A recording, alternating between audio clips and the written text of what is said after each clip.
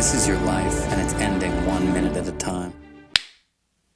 Welcome to the Stop and Listen podcast. I'm your host, Jamie.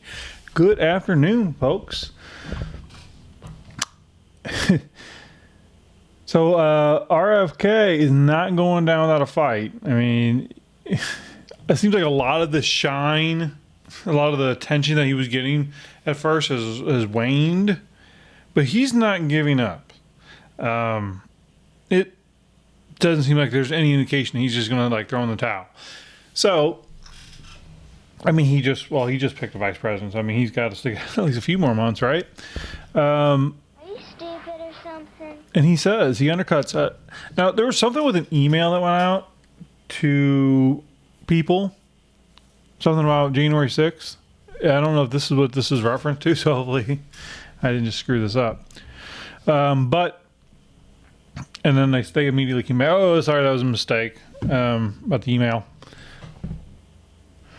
Okay, so we don't have video here. So this wasn't the email, but it seems like it says kind of the same thing that they were trying to run away from. His statement, January 6th is one of the most polarizing topics on the political landscape.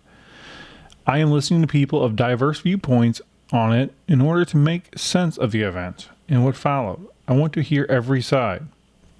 It is quite clear that many of the January 6th protesters broke the law in what may have started as a protest but turned into a riot. Because it happened with the encouragement of President Trump, that's a bit of a stretch, because he said to stay peaceful. Riots aren't peaceful. I know CNN would probably say otherwise, depending on who's starting it. And in the context of his delusion that the election was stolen from him, many people see it not as a riot, but as an insurrection. Okay, I mean, he's kind of walking a fine line there, but still, he's running against him, and that wasn't too outrageous. I have not examined the evidence in detail, but reasonable people, including Trump opponents, tell me there is little evidence of true insurrection. They observe that the protesters carried no weapons, had no plans or ability to seize the reins of government, and that Trump himself had urged them to protest. Peacefully. Okay, so, dude, you just contradicted what you said up there. Come on. Was he not? Was it at his encouragement or not? Dude. Like many reasonable Americans, I am concerned about the possibility that political objectives motivate the vigor of the prosecutions of the January 6th defendants, their long sentences, and their harsh treatment. That would fit a disturbing pattern of the weaponization of government agencies, the DOJ, the IRS, the SEC, the FBI, etc., etc. Is what I should have said, against political opponents. That's what he was warning about on CNN. One can, as I do, oppose Donald Trump and all he stands for and still be disturbed by the weaponization of government against him. Dirty, rotten traitor. And I think he's mostly against Trump conceptually because he's running against him. I think those two have a lot more in common. And hopefully we'll work closely together in the next coming years. As president, I will appoint a special counsel, an individual respected by all sides, to investigate whether prosecutorial discretion was abused for political ends in this case, and I will right any wrongs that we discover. He's applying for a job. Sorry, I'll adjust the audio on that. Okay, so that's not going to deafen y'all. So he's not going to be president. He knows that. He wants to be a special counsel and find out why these people were treated this way. And maybe he has time to go after Big Pharma. This is what he wants to do. Without the impartial rule of law, there is no true democracy or moral government. maintenance. That's why John Adams, a staunch patriot, defended the British soldiers involved in the Boston Massacre in court. If we betray justice in pursuit of an ideal, that betrayal will corrupt anything we accomplish. See, it's those type of historical events that he harkens back to that are great, that we just kind of stopped doing because we forgot about it. If we never knew them in the first place, we kind of moved on and forgot about them. If we were wiser people, if we were like a more informed people as far as true, real history, we'd be better off. But I think that's kind of a redundant statement, I think. Both establishment parties are using January 6th to pour fuel on the fire of Americans' divisions. No, they're not. No, they're not. The Republicans aren't doing anything about the January 6th prosecutions. Rarely will anyone even broach the subject. Instead of demonizing our opponents, both establishment parties are using January 6th to pour fuel on the fire of American divisions. Each side claims that a victory by their opponents means the end of democracy. Then anything is justified to stop them. We run the risk of destroying democracy in order to save it.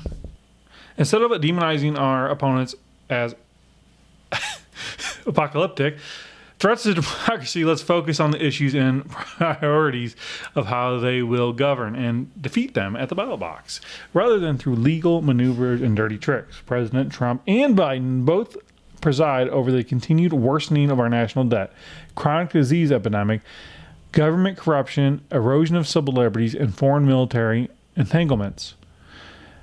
Maybe it is because the establishment parties differ very little on these key issues that they campaign on the demonization of their opponents and all their support them and who support them instead. But okay, I mean, he obviously knows better. I mean, Kennedy here is acting as if Trump is a representative of the Republican Party, which technically, of course, he is, but not of its policies or how they do things. I mean, right here he says, I don't know what civil liberties Trump messed with at all. He didn't foreign military engagements. He didn't start any.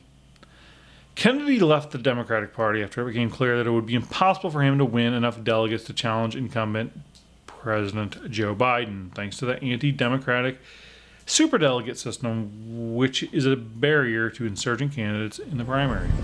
You know what I think? It don't really matter what I think. I'm going to go to church right after this. I gotta hurry. Kennedy releases this video.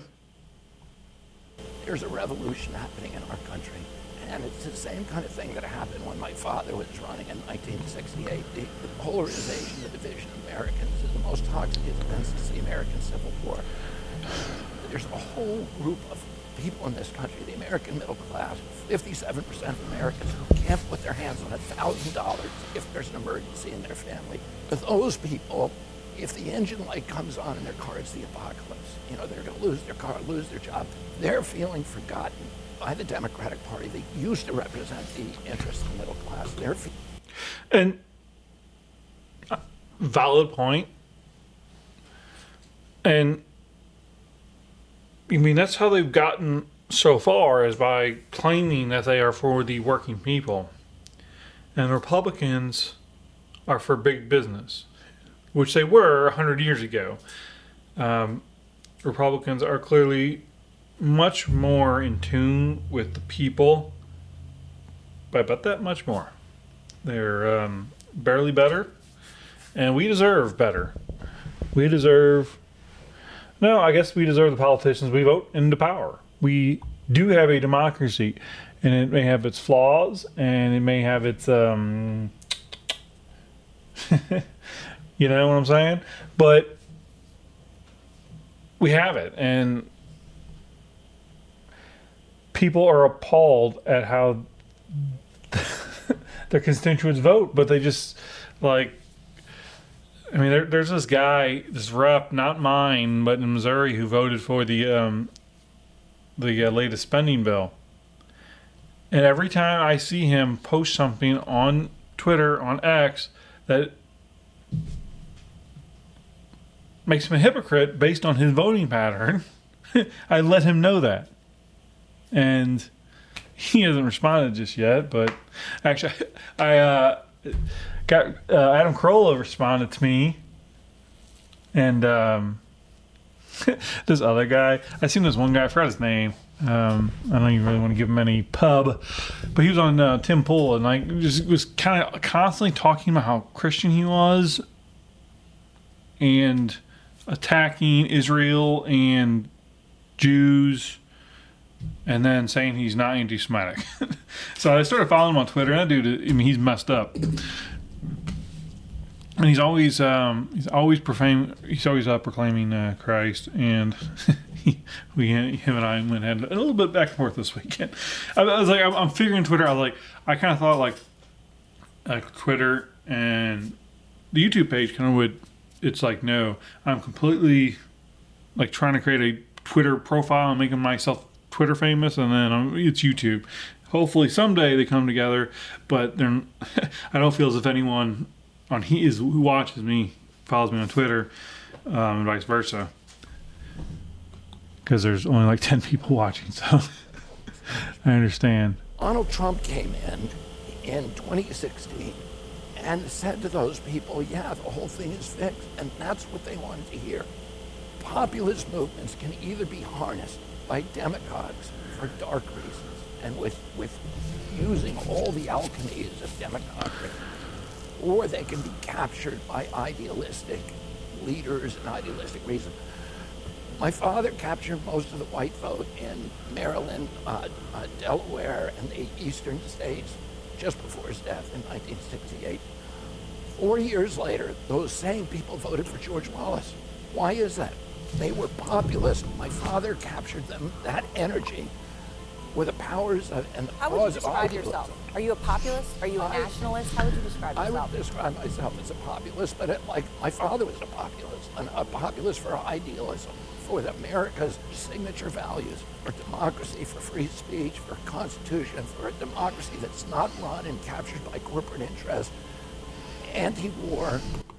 See, after what he said, because this is the interview in which he said that Biden was a bigger threat than Trump to our country, I would think he would, like, MSNBC is not having him on. I cannot imagine CNN having him on again. But it's like, how do they keep him off? He's running for president. I mean, and like CBS and ABC, NBC, are they going to have him on? Like, because he keeps talking like this, and it seems like he's running kind of for Trump to me, but. And for the middle class, for the cops, for the firefighters, for working people in this country, about rebuilding our middle class, about making sure our kids are able to live the American dream. There's, the American dream when I was a kid said, if you were Like, the pandering, I don't care for that. I'm for the police, I'm for the firefighters. Like, well, yeah, I mean, I'm for any service that I need. It keeps me safe. So, like, I've never used firefighters, never come in contact with firefighters.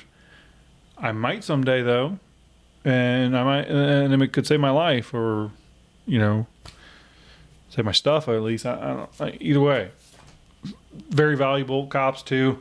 Kind of like to stay away from them, keep them at a distance. But hey, you wrangle those criminals when you find them. But it's just like, the guys who stock the shelves at the grocery store. I bought eggs. I also appreciate the farmer and the truck drivers who brought them to the grocery store, and the guys who stocked the shelves, and the fellow who checked me out. That's the way the world works. I didn't have to carry the stuff. I used a little hand basket. Somebody made that. Appreciate that. Thank you very much. I jumped in my vehicle, drove down the paved road. A lot of people I appreciate helped me get through the day, made it just so smooth, like this thing. And that is actually really a bad thing in our country, that we don't think like that enough. We kind of think things just happen. And it's like, oh man, like the most basic things that we do without thinking that are just so easy. Like if it wasn't for the contributions of so many other people, how difficult your life would be. And that is what the system of capitalism has provided. And that doesn't mean it's perfect, but like, just appreciate life, man. People running around miserable and shit. Like, look where we're at. Look how easy life is, man. I just wake up on a Saturday morning, go to my coffee maker, somebody designed for me, built. Thank you very much. Throw some coffee in there that somebody harvested and trucked up here, and I've been enjoying some delicious coffee. Man, I just get to lay here on my couch and watch TV for a few hours before I head to the gym. And I got some exercise, enjoyed the sauna, and went to the grocery store. Man, life's awesome. Sorry, I'm just rambling, I guess, but I'm just trying to show my Thanksgiving. Play by the rules. You could buy a house, you could finance it, you could take a summer vacation, you could raise a family, you could put something aside for retirement on one job. I have 7 kids, Aaron, and none of them believe that promise that applies to them.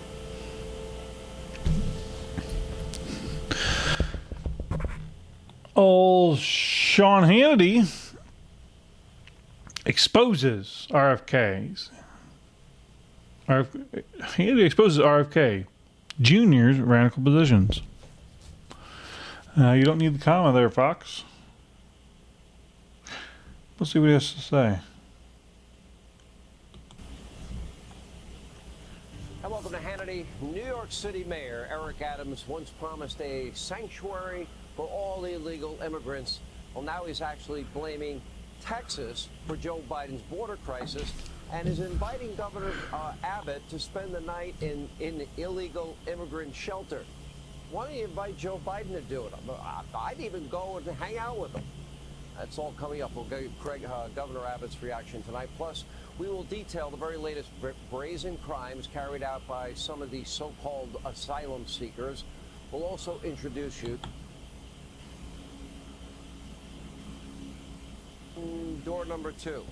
According to Politico, some brand new pollsters are now joining the Biden team, but I'm not sure Joe's going to like the results. Not only does Biden struggle in a head-to-head matchup with Donald Trump, but his numbers get even worse when you throw RFK Jr. into the mix. Or as Politico put it, quote, how Robert F. Kennedy Jr. could doom Joe Biden. Now, for millions of far-left Americans disillusioned with Biden's incompetence, well, Kennedy would probably be an obvious choice. By the way, when I met him, we did a town hall with him, I actually liked him. Good guy. I think some conservatives think, well, he was really good on shutdowns and mandates and so on and so forth and vaccines. He's conservative. No. On top of, by the way, he has been treated horribly by the Democratic Party. It's the Democratic Party that set up a war room to attack him in an unrelenting way. It's a disgrace, by the way, an utter disgrace that Biden is not providing him and his family Secret Service protection, knowing that his father and his uncle were assassinated. Well, just that he's a known name, he should definitely get it. He's not a nobody anyway. I would think. It said right there, the poll showed me he's at about 10%. I don't really know if what happened to his father and uncle should be really weighed in, whether he should get Secret Service protection, but it seems obvious that he obviously should. And it seems personal that he's not. See, so I wonder how it works though. So Joe Biden, it was his decision to or he was able to influence, according to Kennedy, it was Biden's decision or influence that prompted him to be denied Secret Service protection. And obviously, if that is the case, if that is true, then Biden would also want to hurt Trump. But of course, Trump, since he has already been president, he is guaranteed lifetime Secret Service. I just wonder how that works. And it's just so scary. Like, it's things that even seem like 20 years ago. Just there's certain areas where you don't turn into partisan politics. That's not the case anymore. It just makes me worried. Like with the Secret Service, like.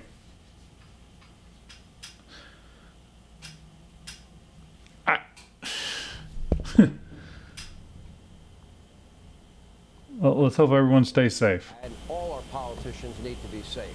However, on the issue of Kennedy, well, he is what he is. He is a devout radical environmentalist who frequently was heaping praise on Bernie Sanders and his radical Green New Deal. In the past, he's called for a complete ban on fracking. He's applauded Obama's limits on oil exploration, tweeting, quote, hashtag keep it in the ground. No, I say bring it out of the ground.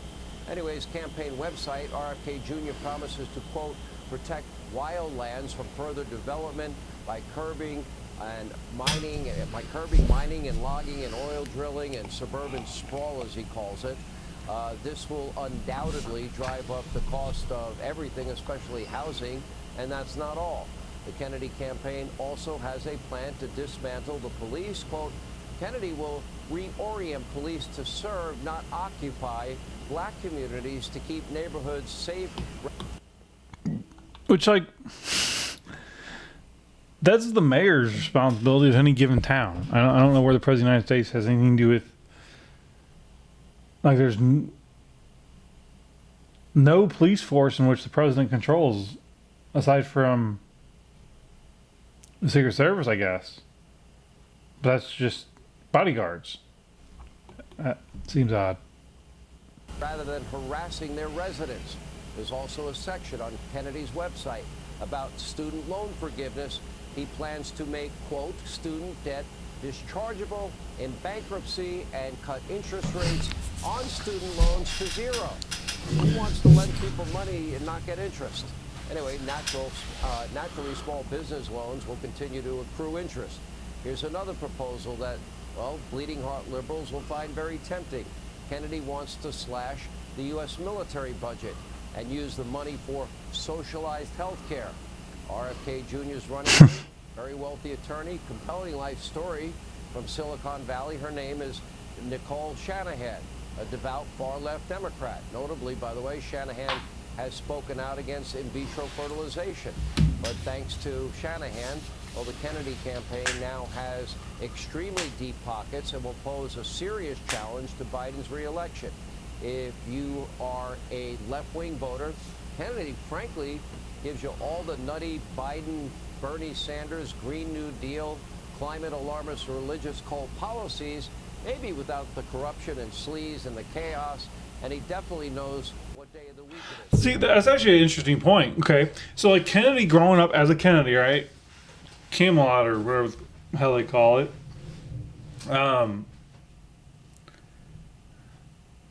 I mean, if you're greedy, you could always want more money. But he grew up on the top. You would think he would be less corruptible.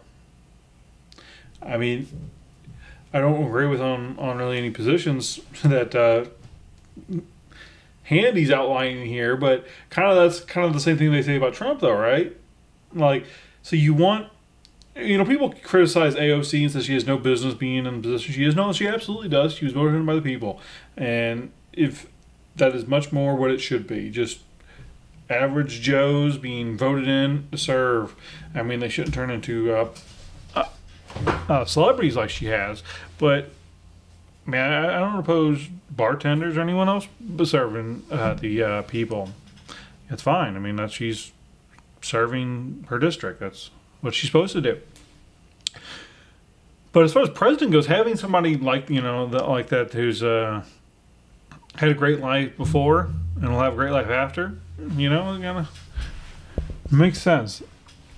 You can bet on their ideology. Not forget. At just 70 years of age, RFK Jr.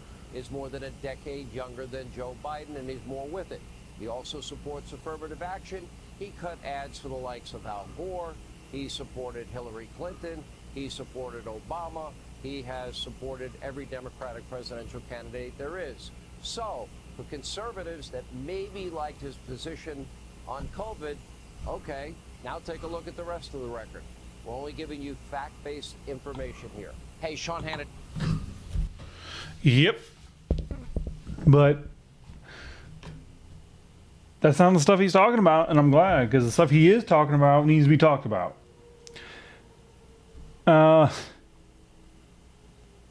So in the news, Slate tweeted, the documentary Girl State captures the devastation overturning Roe versus Wade. I know.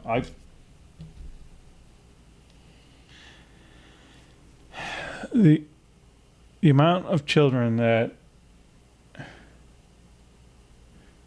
are now breathing our air is it's devastating. That is absolutely devastating. We got babies, and man, we should just, and they're breathing our air, or maybe it actually caused women to become more responsible and take birth control, even though that's not necessarily a good idea. But hey, better than the alternative.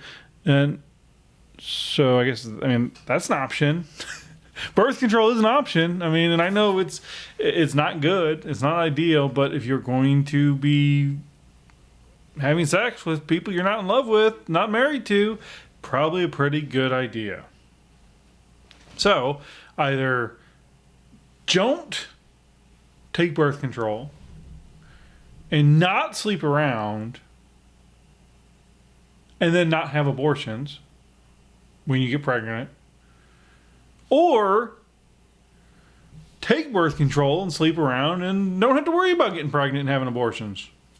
There are two life paths. The problem is when you start mixing them. Can we kind of choose one? Lisa Logan, I don't know who this lady is.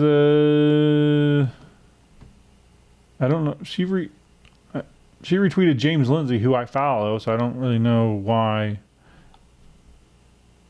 Anyway, so the other day, Charlemagne of the Breakfast Club guest hosted The Daily Show and kind of went on this semi-DEI rant and saying it was no good and it was a bad idea. What he's really saying is they just weren't doing it good enough. And suddenly it's got a new name. It's called Bridge. Benchmarking race. I don't know what that means. How do you benchmark race? Inclusion, of course, and diversity in global... Sorry, I had a glitch there. Benchmarking race, inclusion, and diversity in global engagement. Except for we just eliminate the N and the ampersand, is that what it's called? And then the N. And so now we got bridge. So all these silly conservatives screaming about DEI, it's in the past. It doesn't exist anymore. No, we got something better. It's bridge. It's called bridge. Oh, we just had a bridge collapse. That's weird. Ironic. Just seen this. Country star Jelly Roll had a scary private jet forced emergency landing. Apparently he got the hiccups and caused a scare. I'm just joking. I didn't read the story. This one's a few days old. Oh, it's a month old. Okay. North Face. Tell customers to pass a DEI course for discount. Or bridge. They need to see behind the times. We've already moved across. That's old news. You got to pass a bridge course. And you get a discount. That's not indoctrination, is it? And wokeness. Now we're going to finish up locally. I got 3 local stories here. For me, with it's it makes sense for everybody. St. Louis Public Schools is hiring an assistant superintendent with a $200,000 annual salary. What are the job requirements? Examining the presence of whiteness. God damn it, Gump! You're a goddamn genius. utilizing diverse communication methods and languages to affect That's so. Well, if that's a children's book, that means it's too advanced for the likes of you. to effectively reach a broad range of audiences. They actively listen to both speaker and unspoken racial concerns, seek multiple racial perspectives, examine the presence and role of whiteness in systems and structures, and are open to feedback regarding their own racial blind spots. So that's why they put that in there just in case they hired a white person. No more bullshit. Hey, Cap, you know I'm cool, but I can take no responsibility for these white devils. And I said, that's exactly why we need that's exactly why we need cameras in the classroom. Students can catch up or rewatch lessons either with their parents or with their parents. I didn't word that well. Throw this idea out there, and they become demon possessed. Okay, that wasn't word of the best, but so there's certain anytime education is mentioned on Twitter, I try to put a comment in there, throwing out my ideas of cameras in the classroom. I want enough people to see it to really indoctrinate people.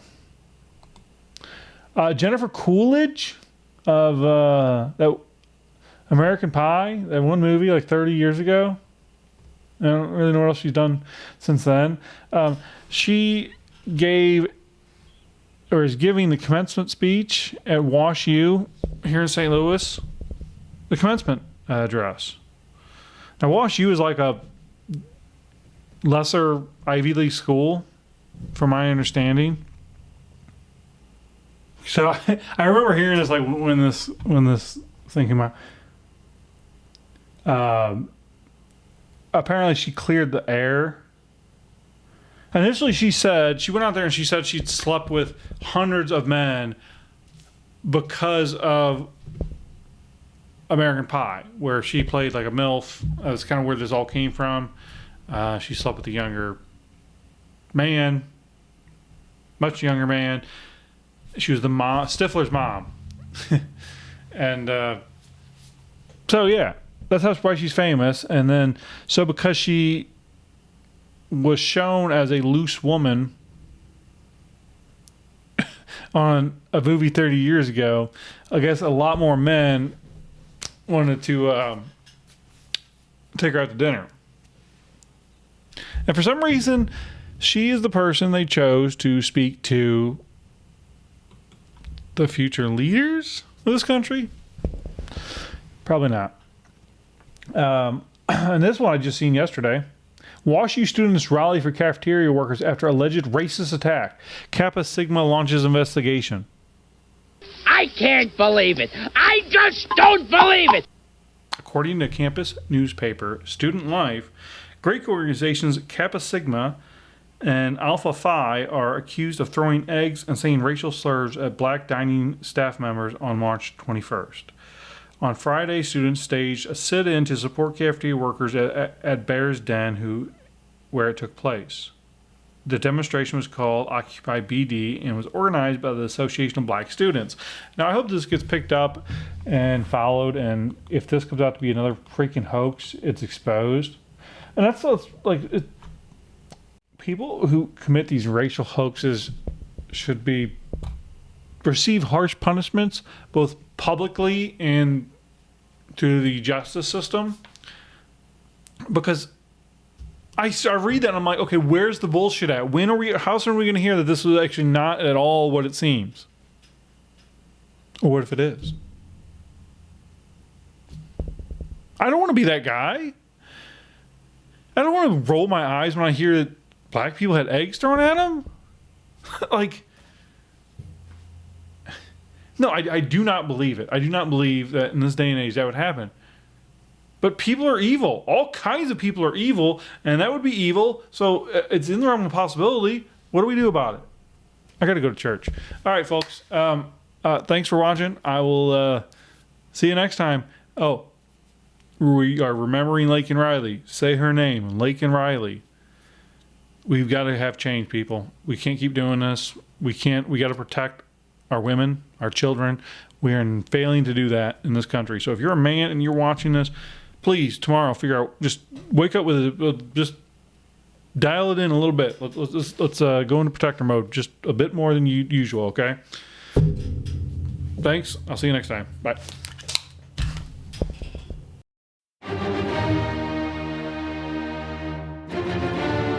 This is your life, and it's ending 1 minute at a time.